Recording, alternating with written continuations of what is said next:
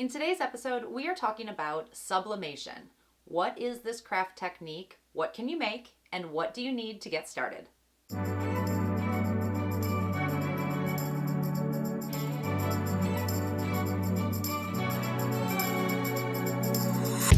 Hey, welcome to the Creative Ramblings podcast. I'm your host, Sarah, where we share conversations and insight into all kinds of craft and creative topics. Today, we are covering sublimation.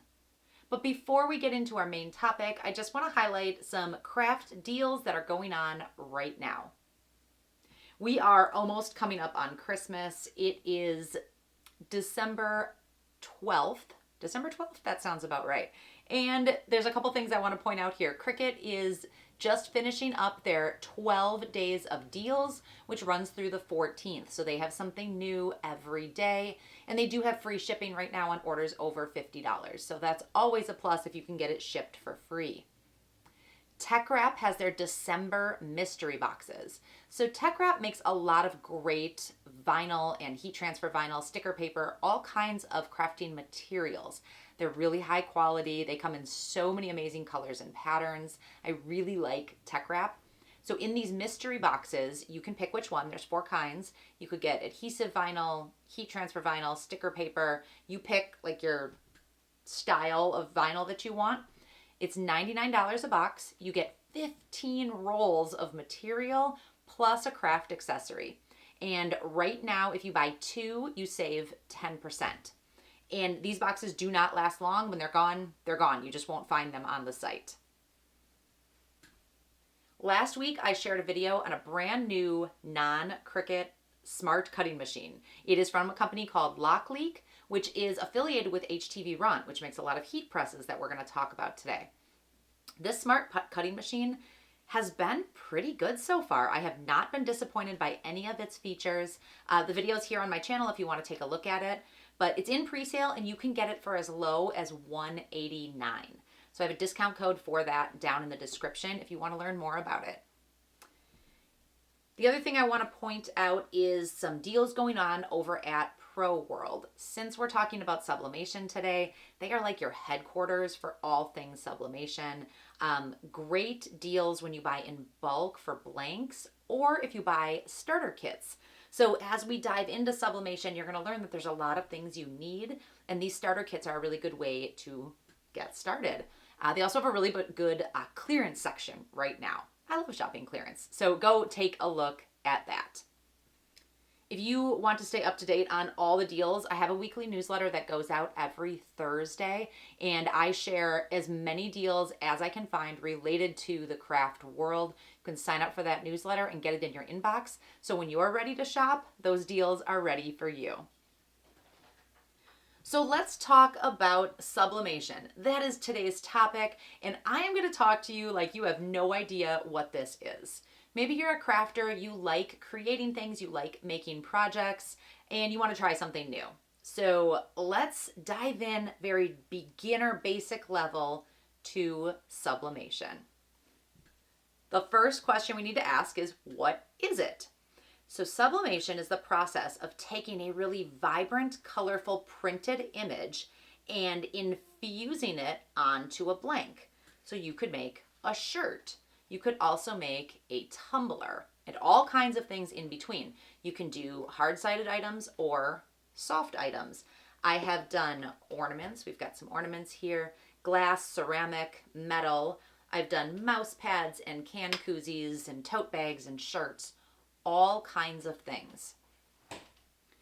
The benefit of creating items with sublimation versus cutting out heat transfer vinyl and applying it to a shirt is that these images that you put on your sublimation blanks are permanent and they become one with the blank. So when you feel a tumbler that has been sublimated, you don't feel the edges of the vinyl that has been put on there. It is one with the blank. It's not going to peel, fade, or crack. These are just going to be really reliable, durable, and super accurate items that you've made through sublimation.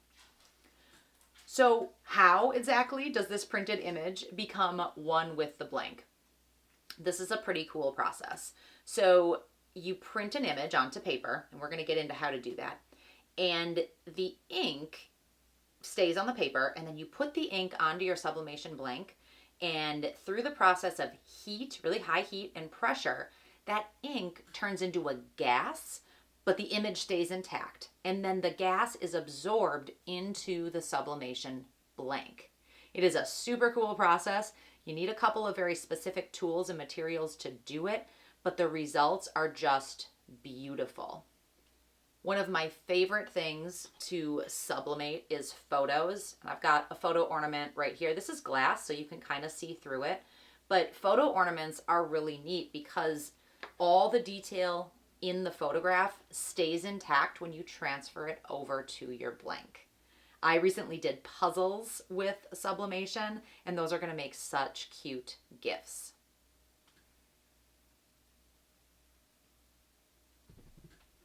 So that's what sublimation is, and a few examples of the things you can make. Understand that the things that you can make are kind of endless. There is so much out there, and if you take your own creativity and imagination, you're going to be able to do some really cool stuff. So now let's go down to what do you need? So these are the things that you absolutely need in order to do sublimation in your own craft room. So the first thing you need is a sublimation printer and ink. So you will print your design from this printer, and we'll talk about designs in a minute, but it can't just be any old printer. The ink then sits on the paper, and then when it's heated up, it turns into a gas. So that just can't be any old ink. You need a printer that can accept sublimation ink. There are some really great sublimation printers out there. I think the least expensive one I have found is about $350, and that's on sale. These sublimation printers have tanks to put the ink in. So they don't come with like ink cartridges like your regular home inkjet printer might, where it just has kind of a little cartridge that runs over the paper. You'll find little tanks where you have to add each color, and there's typically 4 colors or 3 colors plus black. You add them into the tanks, and then they are printed onto the paper.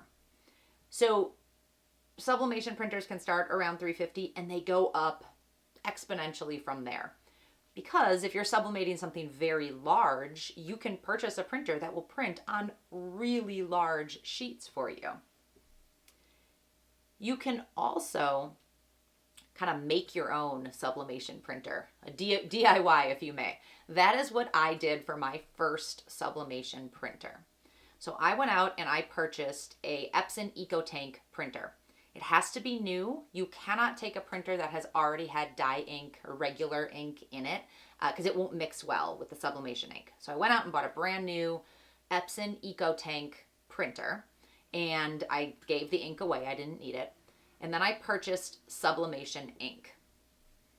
Then I took that sublimation ink and put it into the Epson printer. And then I took some vinyl and I wrote sublimation right on top of it. So I would never make the mistake that this is not just a regular printer.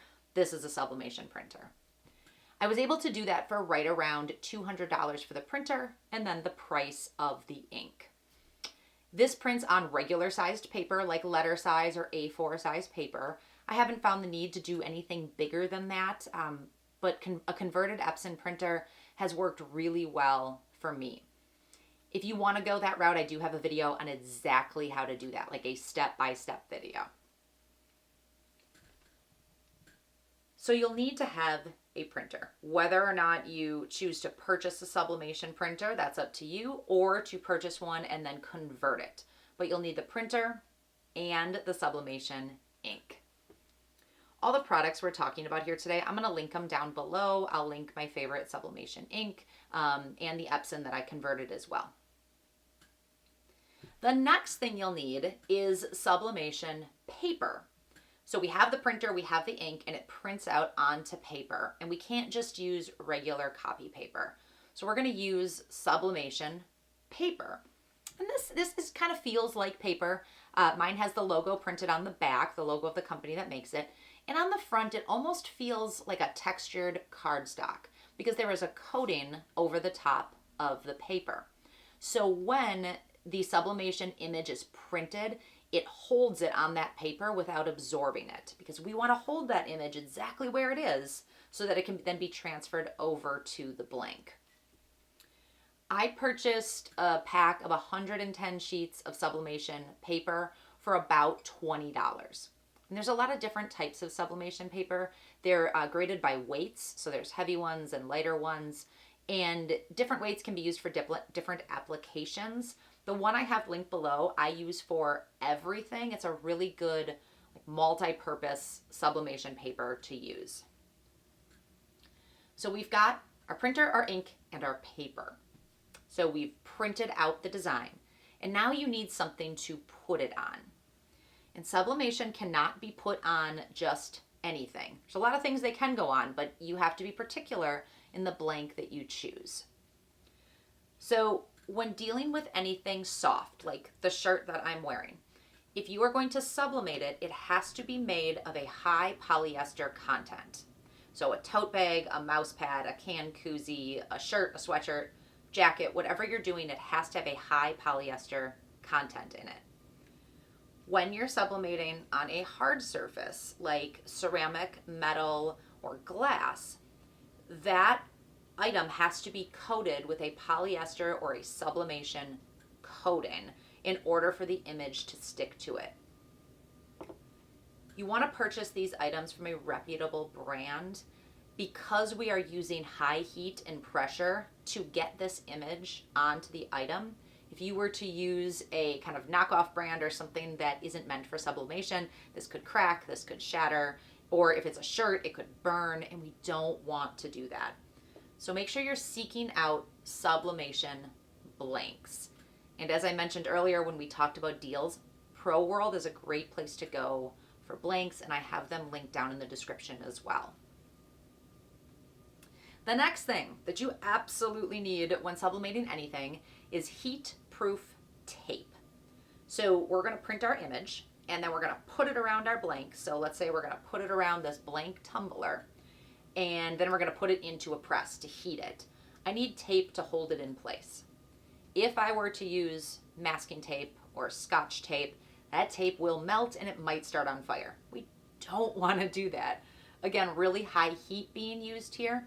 So we have to go with heat-proof tape. What's nice is you're going to get a small roll of heat-proof tape with any heat press you purchase, so it's a really good place to start. Speaking of that, the next thing you need is a heat press. The type of press you get is going to depend on what you want to make. So I have a lot of different heat presses, and I have videos on every single one of the presses that I own, and some of them are very specialized. Some of them are a little more, you can use them for almost everything.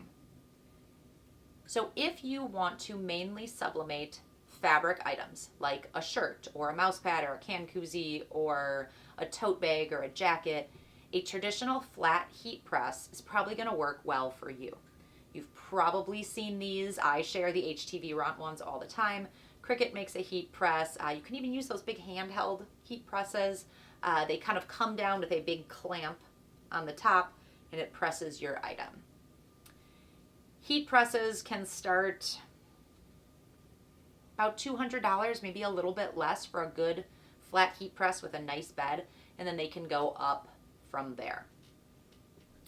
If you want to press cylinder items, so a mug or a tumbler or something like that, you're going to need a press that wraps all the way around the cylinder. These are typically referred to as a tumbler press or a mug press. You tape your item onto your piece, you put it in the tumbler press, it heats up and it squeezes it until the image gets onto your blank. So those, I think, $150 would be probably where you'd start for a tumbler press, and then they go up from there depending on how specialized you want to get with your press. The final type of press isn't actually really a press, it's a heat source, is an oven.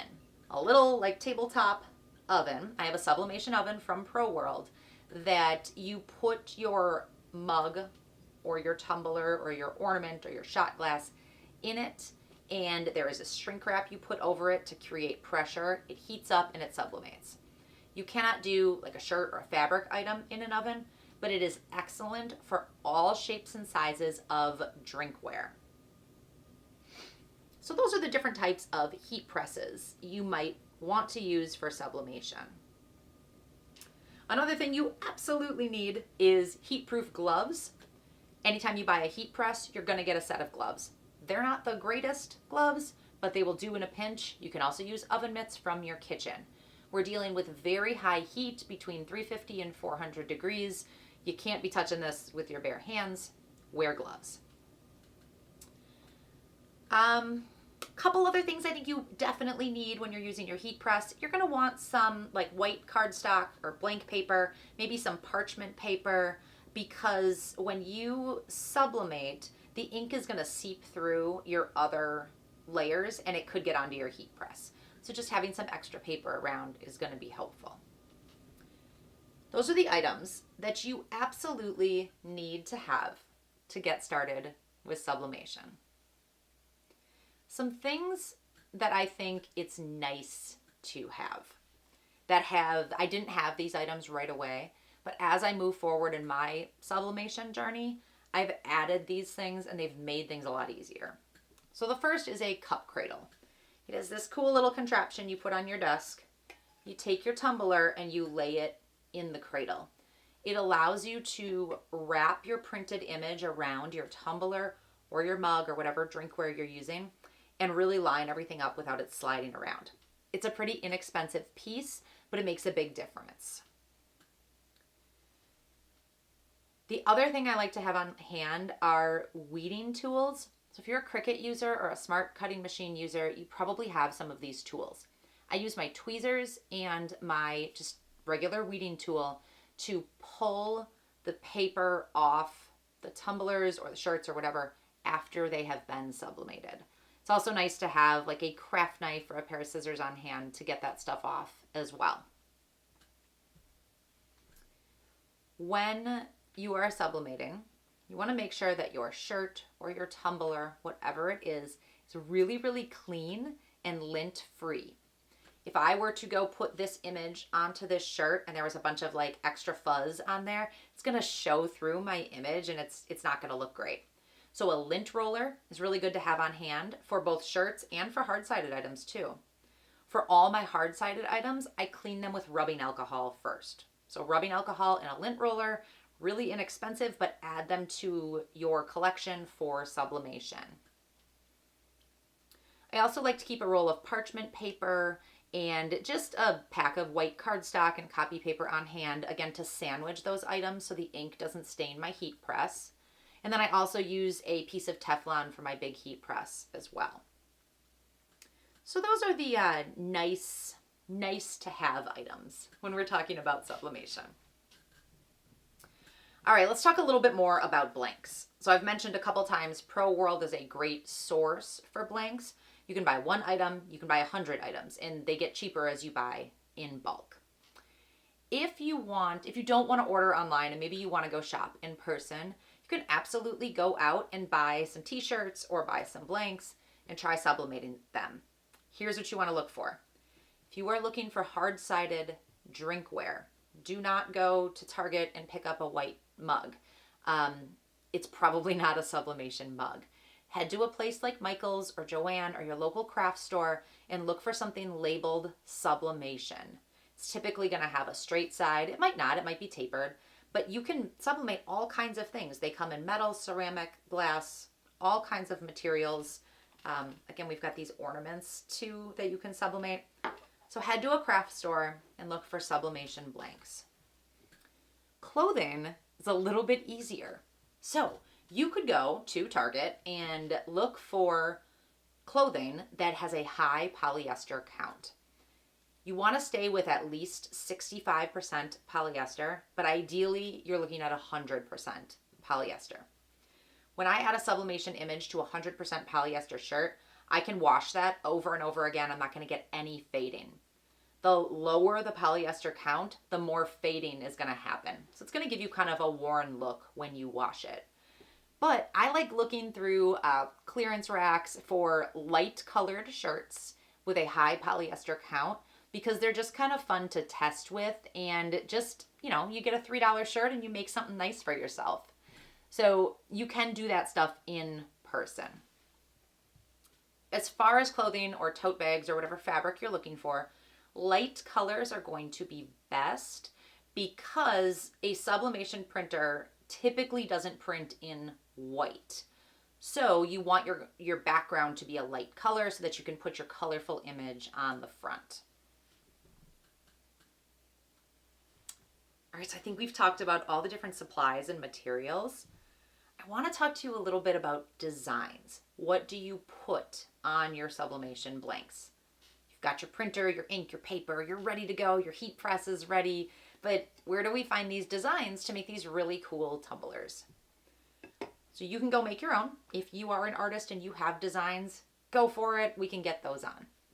I really like Creative Fabrica. If you are making things for yourself, Creative Fabrica is a great place to go to find designs and then make some items. If you are selling those items, use the elements from Creative Fabrica as part of your design because you want to stand out, you want to do something different.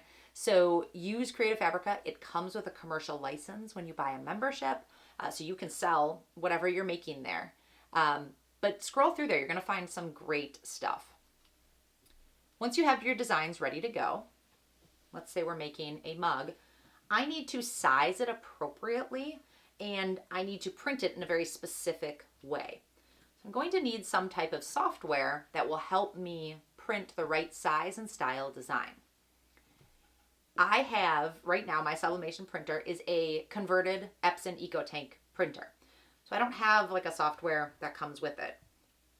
If you purchase a higher end sublimation printer, some of them do come with a software that allows you to upload the design and size it appropriately for your sublimation blank.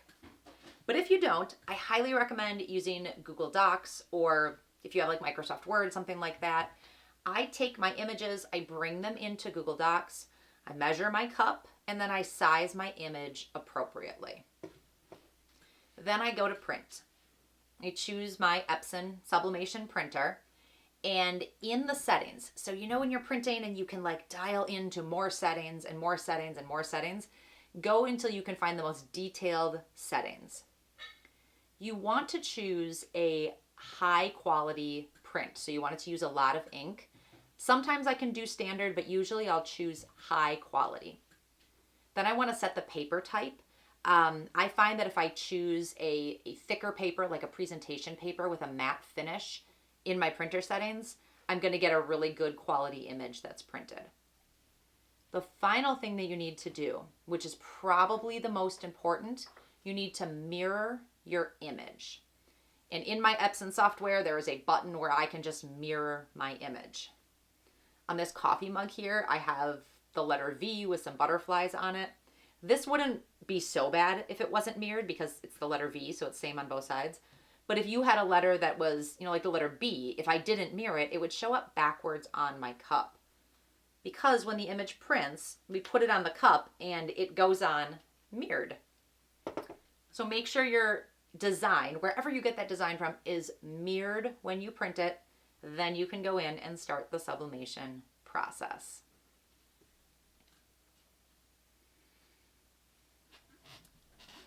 So we've covered quite a bit here. What do you need to get into sublimation? What can you make? And how do you do it?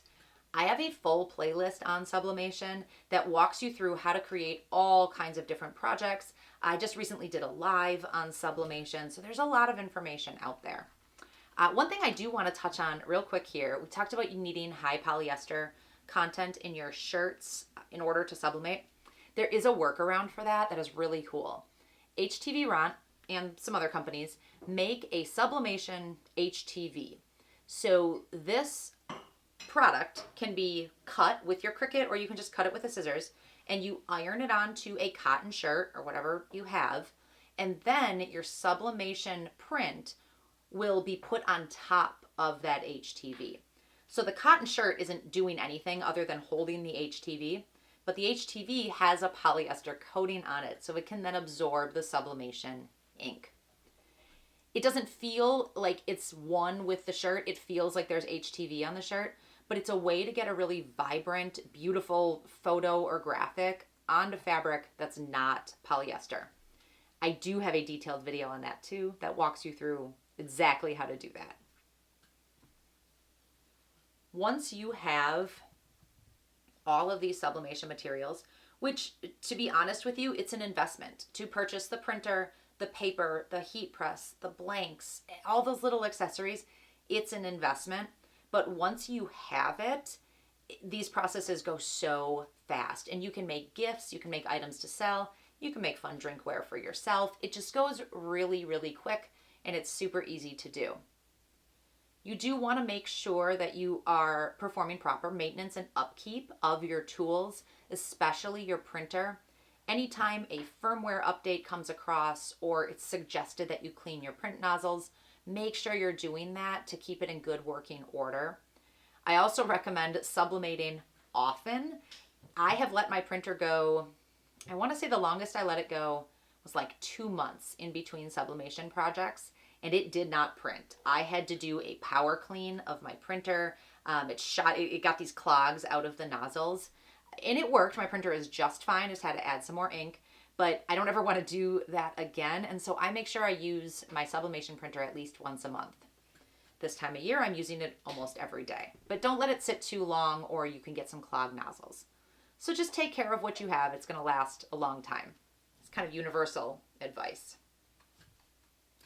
Sublimation is an excellent way to make vibrant, colorful pieces from fabric to hard-sided items that are really durable and reliable, and they're going to last. I hope that you found this helpful. You learned some stuff about sublimation. If you have any questions, let me know, and please take a look at that sublimation playlist because there is a lot more information in there if you want to learn more about it. All of the products we talked about today are also linked down in the description. This podcast goes live every Wednesday at 9 a.m. Central Time. And this one today is my last one for 2024. Be back on January 8th after the holidays. So be sure you subscribe and you will have a notification once that next one goes up. If there are any topics you want to hear talked about on this show, there's a form down in the description. Go ahead and fill that out and just let me know. I want to create content that you find useful. I also want to start doing interviews right here on this podcast. So if you have something that you'd like to share or you know someone with a great crafting story, fill out that form as well and hopefully we can chat. Thank you so much for listening, and we will see you in 2025.